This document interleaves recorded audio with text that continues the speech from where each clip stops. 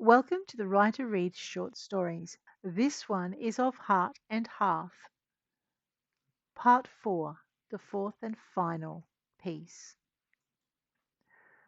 That thought was almost enough to try and let the kitten find a crack, but Diamond's space had claws and it was closed. Besides, its answer was a resounding no. Sadness mewed through him, winding around his soul, like Diamond had once wound around his legs. But the gap stayed sealed, and the kitten wound away. The tiny weight at his waist grew heavier and hotter. "If Diamond can no longer guard this hearth, then this hearth is mine," the kitten's presence stated. "If Diamond can no longer guard this human, then this human is mine to protect. This home is my home, its inhabitants my charge. I want no other." The vehemence in that belief rolled over Yardley, not forming a bond with him, but with his home, a space that Diamond had not staked as strongly as she'd claimed Yardley's heart. "But buildings can't have familiars," his inner voice protested, "and a familiar lives as long as its wizard." The wards along the veranda flared, and new wards climbed the timber pillars holding up the awning. The hag shrieked, smoke and steam boiling from her feet, and her son bellowed with pain. The house sparkled, a beacon to the sky and the lands around. "Mine!" The kitten's growl rolled like thunder, and Yardley felt it stand, arch-backed and balanced atop his belt, a tiny thing whose warmth stretched to his armpit and whose weight rested heavily against his side. Its presence wrapped him front and back. The hag stumbled back, the kitten's rage a palpable thing. "You!" the hag snarled. "You said you didn't have the cat." "In actual fact, I avoided the question," Yardley corrected. She thrust out her hand. "Give it to me." Her son took a half stride forward, and the kitten swiped at him with a paw. The paw caught on the fabric of Yardley's shirt, but the house. The house swiped at the hag's son too. Vines lashed out from their timbered supports, gold light and warmth sparkling along their length. The scent of living things rose, overwhelming the sodden rot of swamp and dead things trapped in mud. Razor-edged by light, the vines wrapped and tore, and both hag and half-troll shrieked. For the son, it was a death cry. For the mother, it was more a scream of outrage at a possessions lost than heart-rent pain. "I will be back!" she screeched, and the house lashed out again.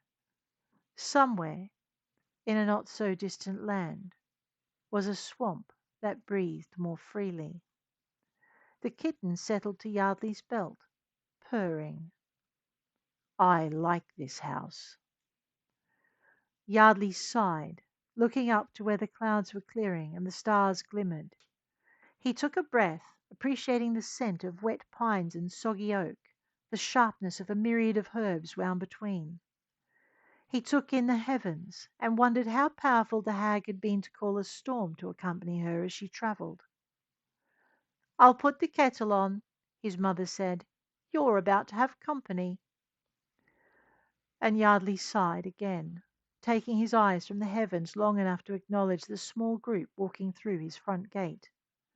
The head witch strode up to his porch. "I wondered whom the council had placed among us," she said, glancing at the door. The kitten tensed, warmth sparking at his waist, but it relaxed when he stepped aside. "The town is mine to protect," he told her, gesturing for her to enter and motioning her entourage to follow. "And mine," she stated, heading for his kitchen. "We should talk." There were 4 of them, but Yardley sensed no hostility. "So it's a meet and greet," he concluded, "and maybe a thank you." "And one long overdue," his inner voice scolded. "Yes, and that," Yardley agreed, the truth being he hadn't wanted to speak with anyone after losing Diamond so soon after his arrival. It had helped that the house held few memories of her, helped him adjust to teaching English as a cover, helped him grieve, helped him isolate himself from who he'd been.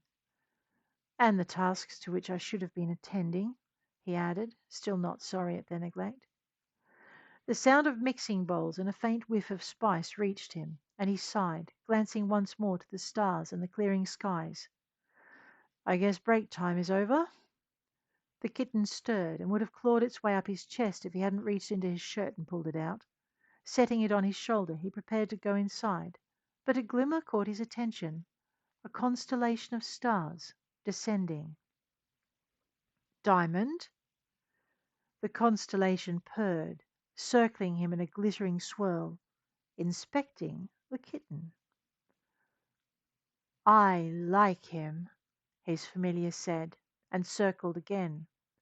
Yardley swore he heard her sniff and felt the kitten straighten, its claws digging into his jacket's shoulder, maintaining its balance as it sat tall and as imposing as a tiny being could be.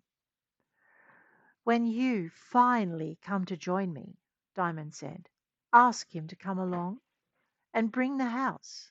I like the little I saw of it. The constellation circled once more, brushing over his heart to ease the ache, before leaving in a glimmering streak, an upward streaming shooting star. Yardley watched her go, mouth agape at her visit, and her parting words. Such a handsome boy, she said, and worthy of my hearth. Yardley wanted to tell her she didn't have a hearth, but the kitten got there first. It's my hearth, it declared, but added in wondering tones, although it does need a worthy queen.